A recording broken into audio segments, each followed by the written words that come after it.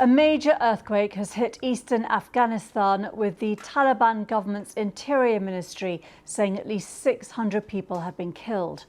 The magnitude 6.0 quake struck along the border of the provinces of Nangarhar and Kunar on Sunday night.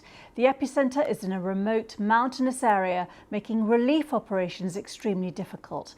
Some of the injured have been helicoptered to safety. Roads to the worst hit area are said to have been blocked by landslides. Officials say entire villages have been destroyed, while the Taliban is appealing for urgent help from international aid organisations. Our South Asia correspondent Yugita Limai is in Afghanistan's capital, from where she gave us this update. Here in Kabul, we were jolted awake by the earthquake just before midnight last night, and the shaking went on for several seconds. We know, of course, now that it was a 6.0 magnitude earthquake which struck Afghanistan's eastern Kunar province, which is roughly a 3 to 4 hour drive from here.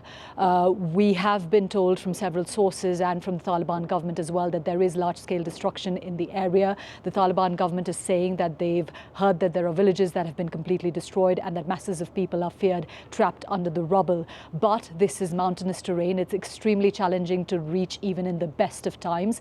So that's really hampering rescue and relief operations. We've been told that the road going to the epicenter has actually been blocked because of a landslide. We know that the Taliban government is operating helicopters to try to get people out of there. But the scale of the earthquake, I think the scale of the impact and the dead, it will be a while before we can truly get a sense of that.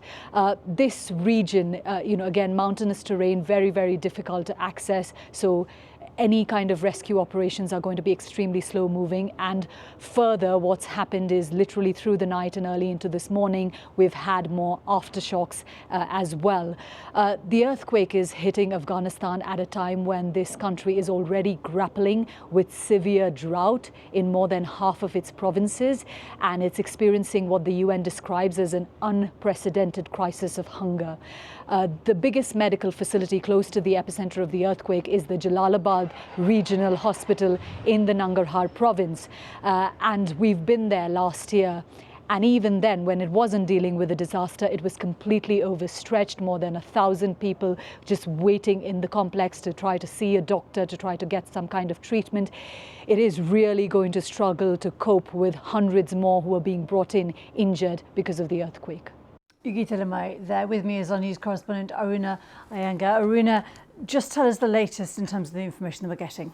Yeah, so the Taliban Interior Ministry has updated its figures, saying that over 600 people have been killed in the Kunar region, that's the east in Afghanistan. There's more deaths also in the region of Nangarhar province, which is just to the south of Kunar. It was a 6 magnitude earthquake, and it was 8 kilometres deep, which is actually quite a shallow earthquake, and it struck in the country's mountainous eastern region, about 27 kilometres away from Islamabad, and around 140 kilometres from the capital, Kabul.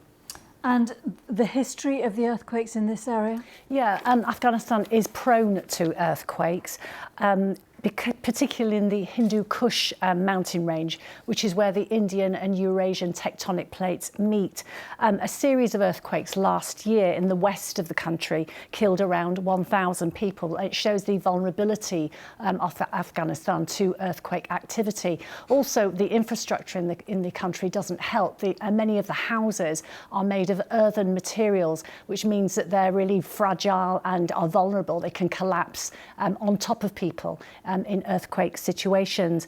An earthquake struck Herat in 2023, followed by strong aftershocks. There was also a big earthquake in 2022 in Khost, which killed around 1,000 people, causing widespread damage. And now, under the Taliban government, how difficult is it for them or any external help to get to the people affected here? Well, this is a very remote mountainous region, very narrow roads, so it's hampering rescue activities. Also, there's been a lot of landslides in the area in the last couple of days. The Taliban government has urged help from international organisations, but the disaster will stretch the Afghan government. It's already grappling with humanitarian crisis crises in the country. There's also been a sharp drop in aid to that country. So all these factors coming together really doesn't help the Afghan people who are really suffering in this current crisis. Yeah, and there's a complex situation, isn't there, around how much international aid or support the Taliban regime gets now. I don't know whether we know as yet the exact situation on the ground here. This earthquake obviously has only just happened in terms of how much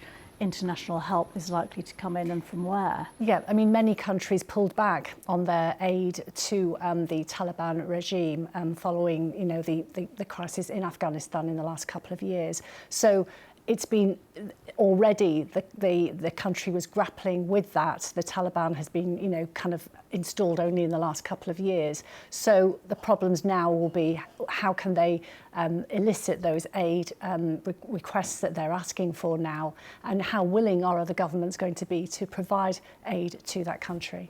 Aruna Iyengar, thank you very much indeed.